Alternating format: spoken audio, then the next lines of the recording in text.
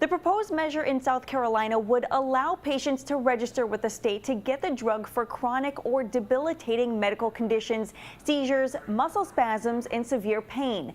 Supporters say it's the only medicine that relieves pain and suffering and treats symptoms of medical conditions without debilitating side effects. But opponents say it would create more traffic fatalities and increase the use of marijuana among teens. Right now, there are 28 states, including Washington, D.C., that have legalized marijuana for medicinal purposes. So I decided to look into the other states and how they handle the legalization of medical marijuana. Arizona has more than 114,000 patients that are treated for glaucoma, seizures, and post-traumatic stress disorder. According to the Department of Health Services, nearly $280 million was generated from the sale of medicinal marijuana in 2016, and $30 million of that went into the tax revenue. Maine legalized the use of marijuana for medicinal purposes back in 1999.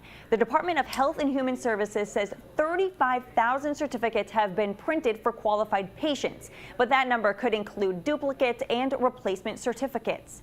People qualified for medicinal marijuana have epilepsy, multiple sclerosis, and glaucoma. The Maine Revenue Office says Mainers have spent more than $23 million on medical marijuana, which generated almost $1.3 million in sales tax.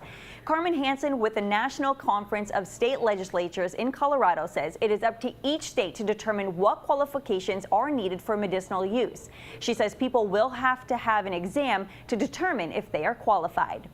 In the studio, I'm Kayla Bennett, News 19 WLTX.